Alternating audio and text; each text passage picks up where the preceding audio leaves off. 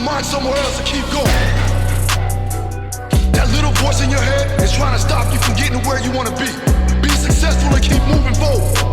With your host and world-renowned strength and conditioning coach, Phil Daru.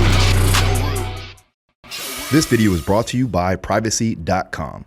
Privacy lets you buy things online using virtual cards instead of having to use the real one, protecting your identity and bank information on the internet. Right now, new customers will automatically get $5 to spend on their first purchase.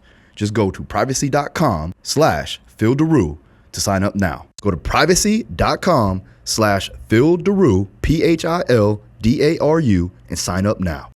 Oh, Kaz, we got a lot of trainers. We also have some fighters that watch my channel. But for those of the people that don't know who you are, can you give me a summary of how you got started and now where you're at now and what you're doing with N1 and everything that you have going on? Yeah, so it's pretty simple. I'm one of those people that started off playing sports and then realized that I was better at training than playing the sports, whatever. And then that just started me down the path of wanting to learn everything that I possibly could about training everything, the ins and outs of biomechanics, functional medicine, et cetera. And over the course of my career, I've really started to enjoy the teaching aspect of that. And so in about 2012, I started switching my career from being a coach to an educator. And that's where we kind of launched the platform of N1. So now we do a combination of education and research, as well as like consulting with equipment manufacturing. So what's kind of unique about what we do, because it's so foundational based, is it tends to be applicable. Like if you're a bodybuilder, if you're a fighter, if you're, a stay-at-home mom, dad, whatever, like biomechanics is biomechanics, like elbows, everybody's elbows flex, everybody's pecs, and glutes and whatever, they work similarly. There's just some people have stronger, bigger, faster ones than other people and different aspirations, but you can basically take that foundational information and you can apply it to any specialty. So we've been fortunate enough to be able to work with just a ton of people and impact a lot of people in the industry. Now, are you just primarily educating other coaches, or are you still working with clients? I don't personally work with clients, but the staff that I have, they still work with clients. We have we have programs on our website and stuff like that. So we work in that, but I don't directly do any one-on-one coaching. Basically, the most that I will do is a consultation at this point in time, like with athletes and stuff. And it's simply because in order for me to do what I want to do at this point in my career, I can't have the schedule of a coach, right? I don't want to be disrespectful to all the coaches out there that, are putting their client first and they're going through the grind, they're getting up early and all the other stuff. Yeah. My life is way too chaotic for that. So respect to all the coaches out there. I do miss it sometimes, but I would be a horrible coach at this point in my career. I feel you on that, man. I'm at a point right now where the transition is being made. I've been a coach for 12 years now, and being a business owner, doing all these things with the YouTube and the podcast, I totally understand. Plus, being, having my own family, have to do that too as well. So, so what made the transition? Like, where were you at when you were like, okay, I want to really focus in on N1 and make it to be the brand that it is today? Privacy.com makes it super easy to manage your financial lives online while keeping your most important information secure. By generating virtual numbers, Privacy.com masks your bank account and information so you never have to worry about giving it out to people you do not know. Head to Privacy.com/Phil Daru and sign up for an account. New customers will automatically get $5 to spend on their first purchase. Go to Privacy.com/Phil Daru, PHILDARU, and sign up now. I think it was always something that I wanted to do. So maybe a better question or what you're probably asking is what made me finally decide to do it, right? Yeah. Because in the back of the head, it's like, I always wanted to pursue this, but I kind of got to that point where I was running out of, people to look to and courses to take. And at a certain point, you just start it becomes harder and harder to continue your journey as a coach, because you're looking for people that are at the top of the top of the top. Like at some point you're like, man, now to learn more in this, I have to actually leave the fitness industry. And so once I got there, I started to see how much effort that was. And that was like, what, we really somebody really needs to push it forward. And I don't know how old you are. I assume that you're probably, just a little bit younger than I am, but I would say that I think I grew up in like one of the golden ages of like innovation in this industry. Like some of the best mentors and educators, were around, and I was fortunate to be able to learn under those guys. And then all of a sudden it seemed like we just went to kind of like a copacetic, like, let's just kind of like stay here. It's almost like people got scared to do new things and to have new ideas. And I think that's kind of the way it is now sometimes with social media and whatnot, is like, everybody's afraid to say something that, maybe a lot of other people won't agree with or whatnot. And so it was very frustrating. I was like, you know what, this is the time to do it, because, I can't just sit here on my hands and wait for somebody else to do it. Like if I wanted to exist, I'm going to have to do it. Yeah, that's funny you mentioned that, because I do see people, and I think this is just everybody in general, not just in the fitness industry. They want to be kind of structured towards one particular thought, right? Or one particular tribe, right? They want to stay with a clique. And so everybody doesn't want to go outside the box. And when those people do go outside the box, they're going to get chastised for it. And so they have to be ready for that, right? And they have to have that thick skin, right? But you have to be somewhat of an early adopter in order for yourself to grow and to cause some type of a wave in the industry, whatever industry that is. And that's what you've been doing. I see a lot of your stuff. And, I work with Alan Kress, right? We had Matt Domney, my boys, Kyle Dobbs. They came in, they told me that you need to get with Kassem. And I looked at your stuff and I was like, I love what you were doing, especially from the biomechanics side, but also from the functional health side too, as well. And we'll talk a little bit about trainability, because I do want to talk about that. But what were those individuals that you said that you were mentored under, that you looked to get your game to where it is? Starting early, it was people like Paul Chek and Charles Poliquin. Like those were probably the two like biggest influences early.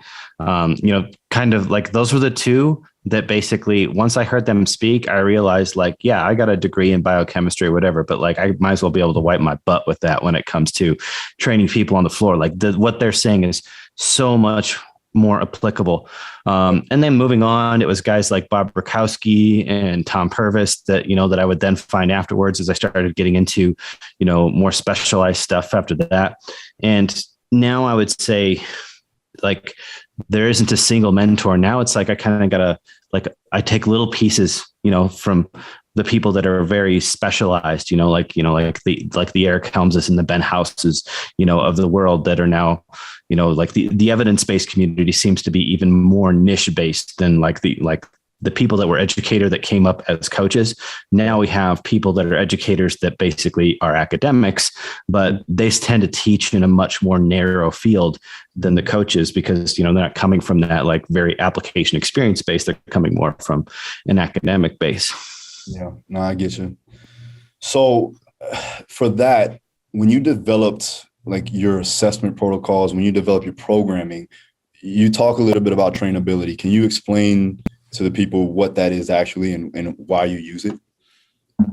So the way to summarize trainability is it's how much effort and stress do you need to impose on your body to get a positive adaptation, right? So anytime a particular stimulus is detrained, the trainability in that will be really high, meaning it doesn't take a lot of effort, a lot of volume to get a positive outcome. And then I have a lot of room to progress in that, because basically anytime we do anything from a training perspective, our body adapts to that. And then getting another adaptation that surpasses that requires a little bit more input and a little bit more input. That's why you got to apply progressive overload. That's why you got to, progress volume, and your training just has to get better in a variety of ways over time. Now, the problem is that you can't just infinitely progress. Like you can't just be like, yeah, I'm just going to go up 5 pounds a week on, bench until the day that I die. Right. And I'll just be, I'll be pushing the earth down by the time, I'm 60. Anybody that's trained for a reasonable amount of time knows that's not how it works. Yeah. So what we do is we try and look for what are the things that we can switch to that we can make, we'll say, improvements that are relative to that person's goal, but now don't require as much effort. And that's essentially how we guide our periodization is, hey, why don't we take into account what this person needs? And then why don't we just basically pick the lowest hanging fruit all of the time? That way they're getting the highest rate of results for basically the lowest amount of time and effort. Mm-hmm. Mm-hmm. What are some of the assessment tools or protocols that you use to identify that? I mean, we look at everything from sleep, digestion, how well a person seems to tolerate volume, how well a person seems to tolerate high frequency or training to failure. Like all basically the variables are numerous, and really how complex you get with that kind of depends on your understanding and your confidence in it. But essentially what you're looking for is you're looking at a combination of like, how are they performing and how are they recovering? And the easiest one is, well, what have you been doing? Right? Because obviously, if you keep doing something, the thing that's most trainable probably isn't the thing that you've been hammering it away at for 6, 8, 12 weeks in a row. Right. So one of the things that's consistent across what we do is we tend to always end up putting people on a program type that is different from their goal when they first arrive, and they do an N1 program or they sign up with an N1 coach. It's like, hey, yeah, you've been focusing on building muscle or getting stronger or whatever.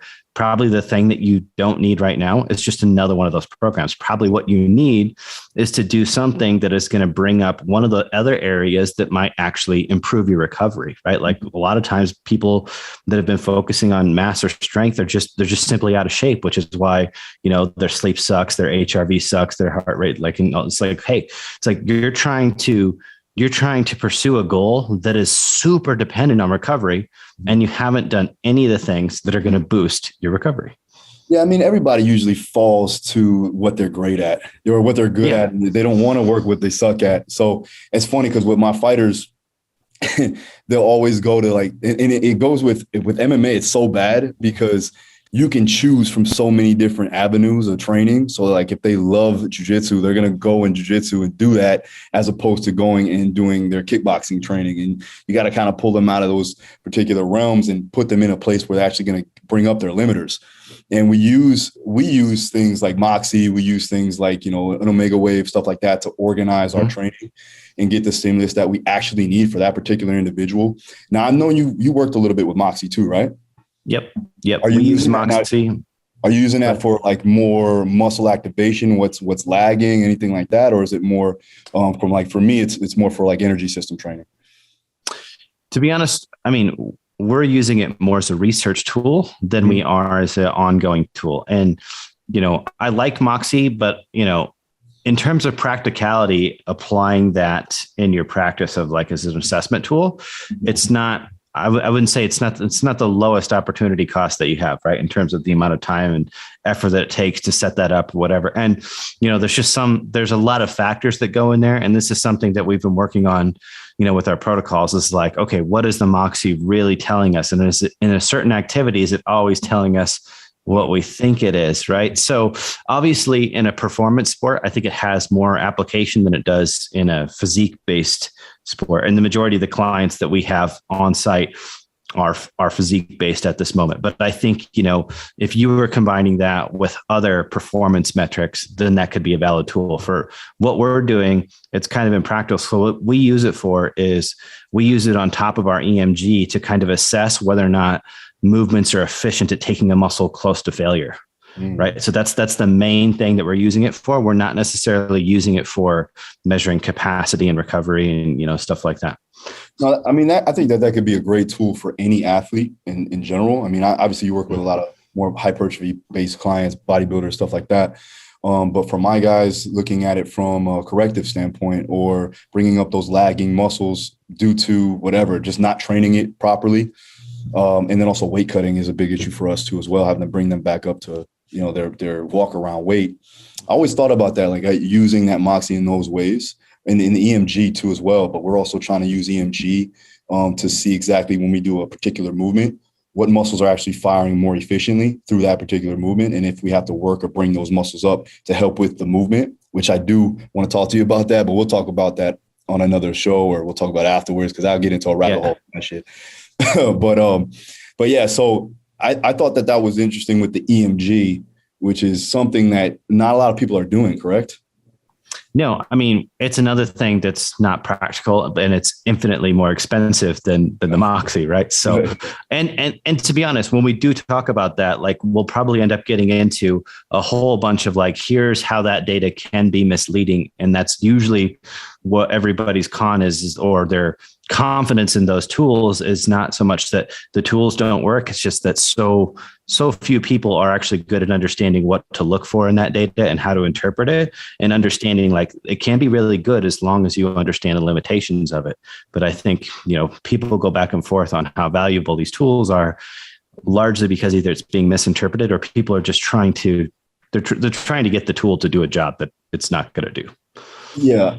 So when it comes down to, let's say, hypertrophy training, because that's primarily what you guys are working with, programming wise, just take me through almost like, if you can, just a basic overlay of the assessment and then on to your programming. And you don't have to give me obviously all the answers. If you want to find out more details, guys, go to N1 because that's where he has all his information. But just give me like a quick overview of what you would do when you bring in a client or something like that, where your coaches would come in and do their programming.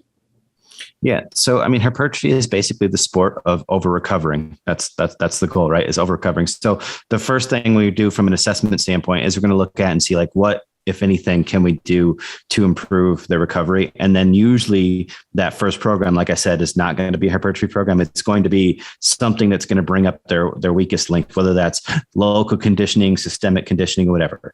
But then once we do work towards hypertrophy, like some of the principles that we focus on is we look at, okay, what mechanisms do we have to stimulate hypertrophy? We have mechanical tension, which is, that's what everybody talks about. And that's fiber level mechanical tension. So that means you're going to have to work at least a certain degree of intensity or effort.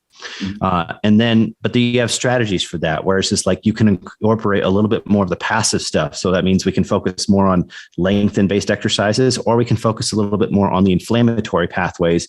And that means that we're doing like longer sets, and working to higher degrees of failure. Or you can just be a masochist and try and throw it all together, which might work for a short time for a very advanced person, but tends not to work very good for most people, especially if they do it too long. So typical, if you kind of look at the principles that we have, this is that, all right, we're going to be programming mostly in that stereotypical hypertrophy rep range. And we're going to be using exercises that are biased towards the lengthened position. Not all, but we'll say, what I usually say is what we do is we volume partition for different goals. Like, and for hypertrophy, we're going to partition a greater amount of volume towards exercises that put the muscle in the stretch than we are exercises that put them in the fully short position. So that might mean that, okay, I'm going to use hack squat and I'm going to use leg extension, in a variety of programs. But if it's a hypertrophy program, I'm going to be doing more sets of hack squat than leg extension because that suits that goal a little bit. But that leg extension still accomplishes something that a hack squat can't, right? Same thing for like flies and presses and those sorts of things, right? And then it's just trying to figure out for that individual, like what is the most efficient way that we can use the volume that they can recover from.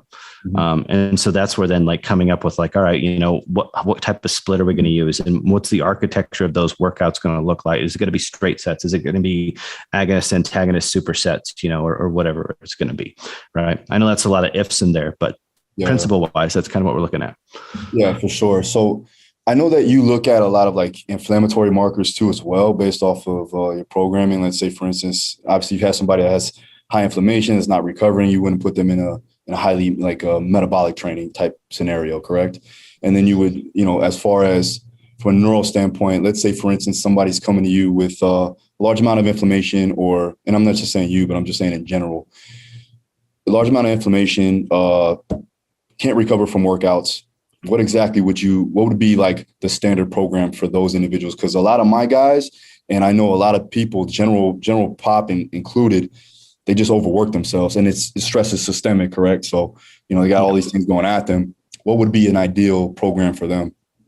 So in the furthest end of the spectrum of the person that has the largest inflammatory challenge, then what we're trying to do is use essentially the least inflammatory protocol. And that's going to be like very strength, like neural based type programming, right? So, lower reps, longer rest periods. And then we're going to try and get their steps or whatever in at a very low intensity, right? So it's like, I would like their energy expenditure or whatever systemic, aerobic activity they get to be on the very low intensity spectrum, right? So that way, basically we're creating essentially the least oxidative stress because we're not demanding a lot from the energy systems at any given point in time. Right. So it's like doing, a heavy set of 4 is hard. Right. Yeah. But it's not going to leave you gassed like a hard set of 15.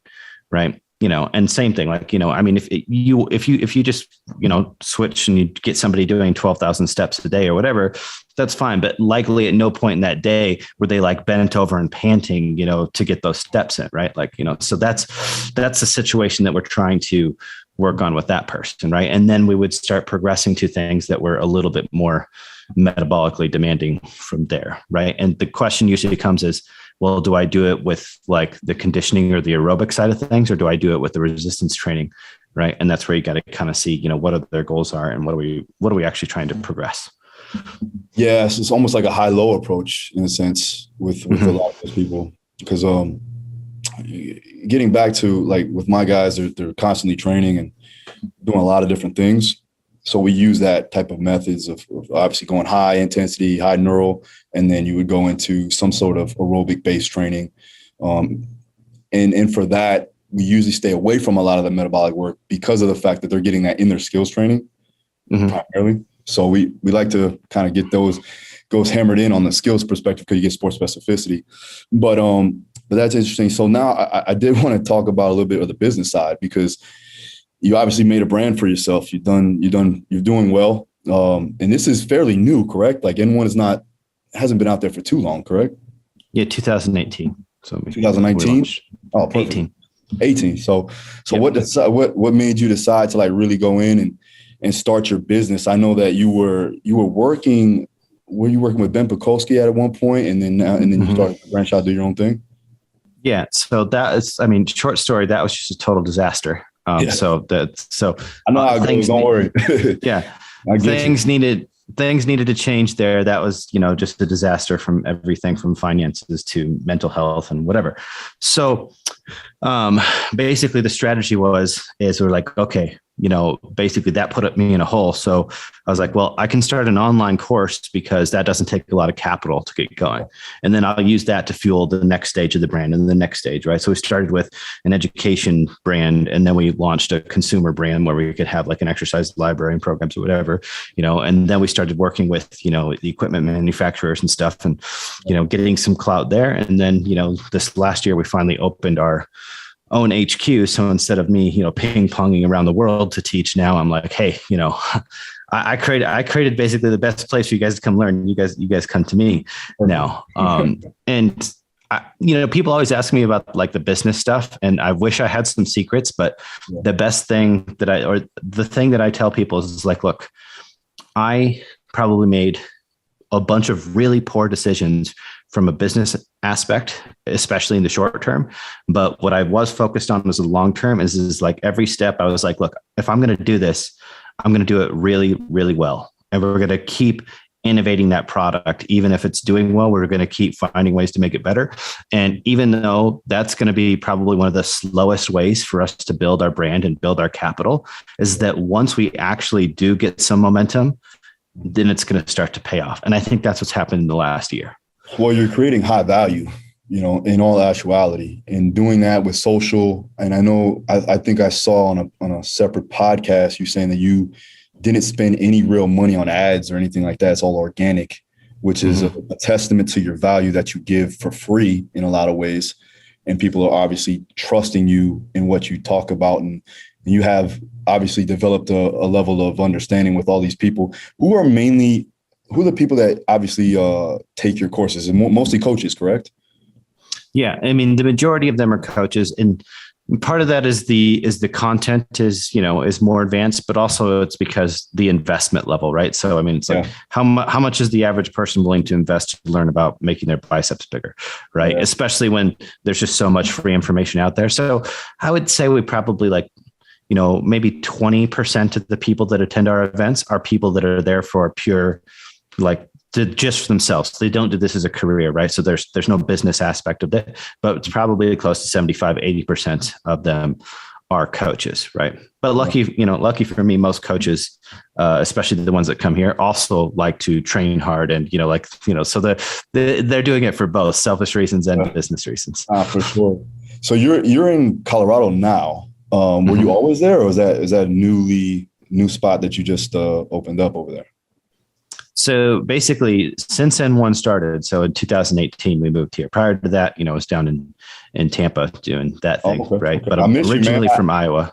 Yeah. Okay. Yeah, because I got a couple of guys out there from Iowa, but and then Prime is in Prime. Is it Prime Fitness, right? Is that the name of the? Yeah, they're in Pennsylvania, Franklin. I love those things, man. I love that. I love all the machines. I heard you do most of the designs for that. Is that correct? Well, I mean, I can't take credit for everything they have, but I would say most of the innovation that they've had in like the last 4 years or whatnot, I've had a hand in that, I mean, everything from, some of the handles to the squat wedges to tweaks on machines and, knock on wood. We're supposed to be getting some of like the new machines, but right now it's just a nightmare in that industry with supply chains and whatnot. So the getting anything new done is just, it's so tough. Yeah, I bet, man. I bet. And now with the, obviously with COVID and everything else, but I think that if anything, equipment manufacturing and just equipment companies in general had a big boom from, obviously everybody wanting to do their own garage gym. I know that I couldn't get anything from my gym past couple of weeks because of COVID and everything else going on in the world. But the CAS handles, I tried those out, man. I love those things. What made you do those? What made you like come up with that? I mean, honestly, that was them reaching out to me wanting to have an innovative product. Right. Yeah. And, but it needed to be something. The irony is they wanted something simple. And I thought that product would be something simple. I mean, it's just a hunk of metal. Right. Yeah. With some straps going through it or whatever. It's just cone shaped, but it ended up being really complicated because knurling an angular piece of metal apparently is a really, really complicated thing to do. And so it took like a year just to get like that thing down or whatnot. Right. But a lot of the things, like almost all of the things that I have worked on are things that I have wanted myself, not necessarily just for my personal training, but to have as a tool to work with people. Because, a lot of times, if you follow us on social media, you'll see sometimes I just do these elaborate contraptions where I'm playing around, I'll steal boxes and benches and, daisy chain, whatever. And like, to make these things or whatever. And some people like, oh, he's going, whatever crazy or whatever. And I'm like, I'm just playing around doing what I like. And I'm just kind of sharing the thought process with you guys. I'm not suggesting any of you guys like try to play Bob the Builder in your gym. But then I'm like, man, but we could make something that would accomplish this goal. Right. And the more we learn about my biomechanics, the more we understand, man, there is so much more we could get out of equipment than what we currently are in terms of like what would actually fit the body and what would actually help us target these specific positions and how much adjustability you would like to have in a machine. Like the more you learn, you're like, man, I wish the bench or the arm or whatever did this because it just gives me just this A to B path. And I'm like, I would like, like A to E, like options instead of, that, especially if you train, a wide variety of body types. Yeah. The some of the machines, obviously all the machines now, right? They manipulate the strength curve. So you can hit it wherever you want, right? Pretty much all of the Prime machines do. I mean, obviously there's a couple of things, that either that's not feasible on or whatnot, but like I don't think their assisted pull up or whatever has the cam, but for the most of it, like, if it's got 3 pegs on the weight horn, then, it adjusts, right? Like it's that simple. What are some good ways to train with that particular, like, let's say for instance, I love the, the seated leg curl. I love the chest press and the, the chest supported row. I love all those. Those 3 are like my go-to when I go. I have a gym, Revive gym where Alan trains at. I have that. I go there for those particular machines, nothing else. I have like 3 gym memberships and I own my own gym, but you know how that goes because you just want to jump different gyms. But what could you do as far as like changing it up? Like, let's say for instance, obviously you want to work like the shorten the range and the lengthen range. Is there any like particular protocols that you use for that? We have a ton. And has Alan made you do a cast set yet? I don't think I want to. Now that sounds, no, it sounds a little all right. So I'll shoot him a text message when we get off here. That needs to happen. So, I mean, there's a lot of ways to do it. And so the thing to understand about the prime equipment is it's not adjusting the range of motion. It's just adjusting the resistance curve, the resistance profile, right? And those are the two things that we're looking at varying the most when we're trying to target an exercise. We're either trying to train different ranges of motion, or we're trying to train how we load that particular range, right? So you have both of those tools to play with, but they're often confused for the same thing, but they're not, right? Like a shortened pec means your arm's coming across your chest, right? But just, you can change that machine and you can have it's something that only brings your arm out straight, but it could still be hardest at the top, right? So for instance, if you did a barbell bench with bands or chains, you would be making it harder at the top, but you wouldn't be working the pec any shorter than a regular barbell press. So with the prime stuff, again, you can shift it towards your goals. So basically, I can use things that are a little bit more lengthened biased on the resistance profile for hypertrophy and a little bit more shortened biased when I'm focusing on metabolic work, right? But you can also, if you understand where that exercise happens to train, and then maybe you're using other exercises that don't have that option. So for instance, let's say you were going to do a dumbbell row, and then you were also going to do a chest supported row in your program. Right? Because the dumbbell row, basically, it's gravity. So as long as you're not flinging it, it's really going to be hard at the top and it's going to be easy at the bottom. So then to complement that with your chest supported row, you would then flip that and you would use the thing that made it really hard in the lengthened position so that you got that complement. Another thing is that when it comes to strength and performance, resistance profile tends to carry over a lot. Meaning that just because you can do a whole movement strong, if you don't ever actually challenge it at a specific position, you don't get as neurologically efficient at that specific position.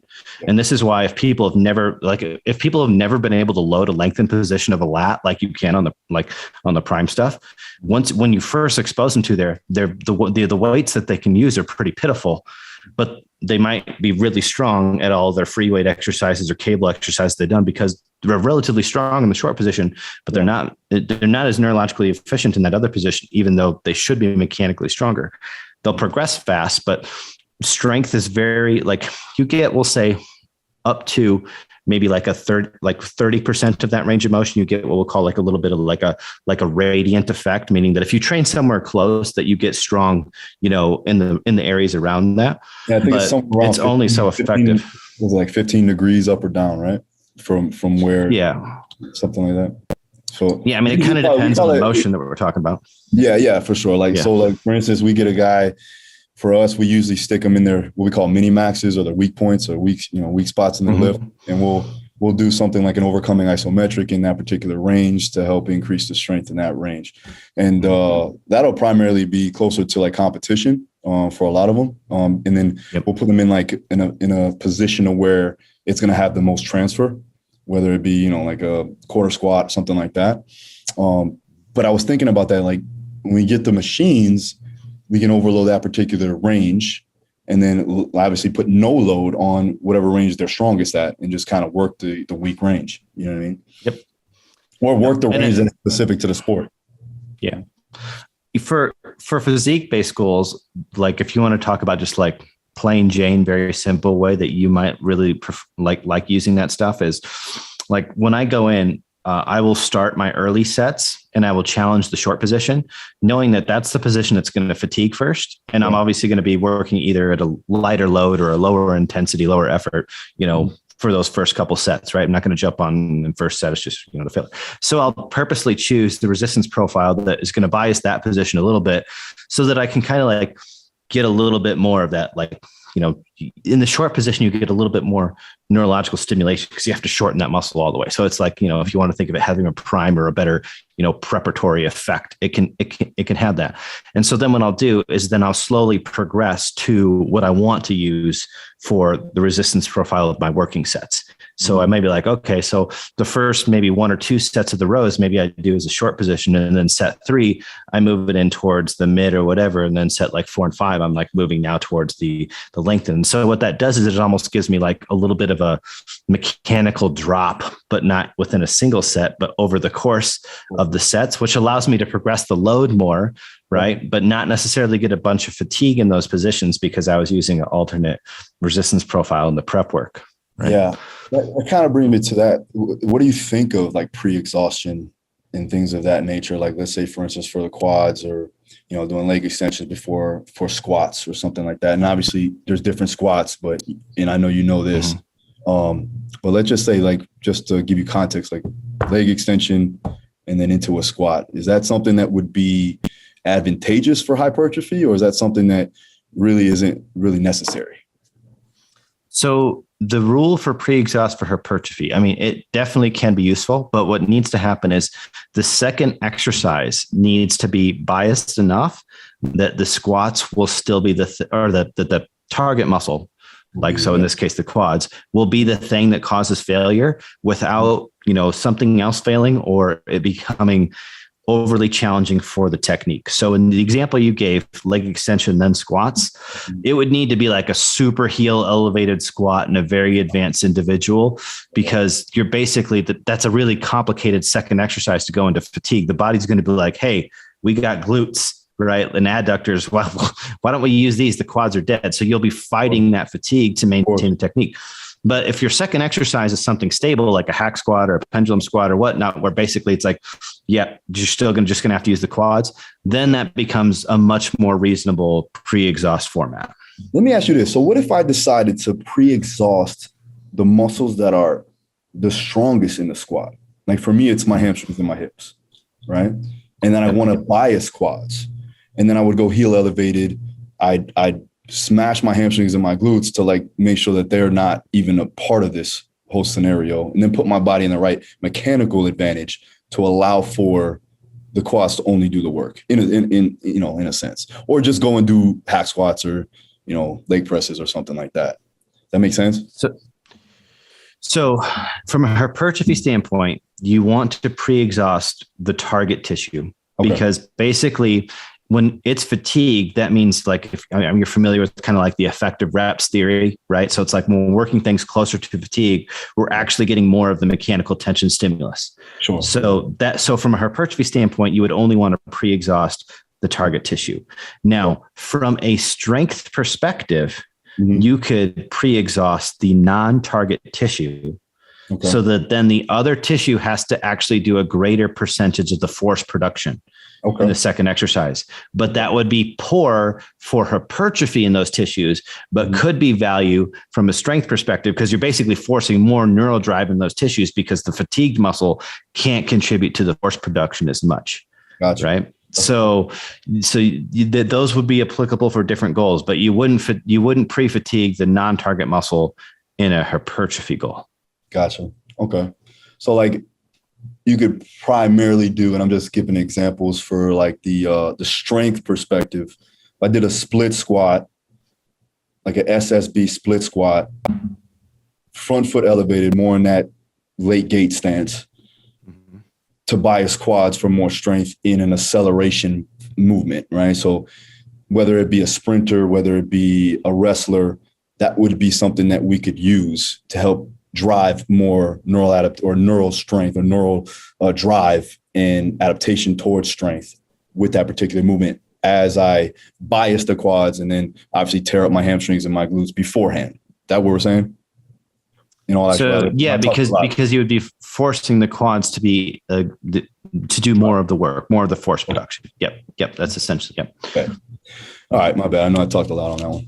Yeah. And what I would say is, in that instance, you don't want to take the second exercise deep into fatigue. You almost want to, in that context, like, go for the more explosive reps in that scenario so that you're getting the neurological benefit, but it's not going to do any good to try and take the exercise deep into fatigue because of the limiter that you created. What you're trying to do is say, hey, I create an environment which basically says these guys are now going to be called upon more by the nervous system. So I'm going to hit more of those high threshold motor units, et cetera. Right. But I don't necessarily want to take this to failure, definitely not past technical failure in that instance, or I'm just going to turn it into a really crappy hypertrophy exercise for the other muscle. Does that make sense? Yeah, no, for sure. Okay.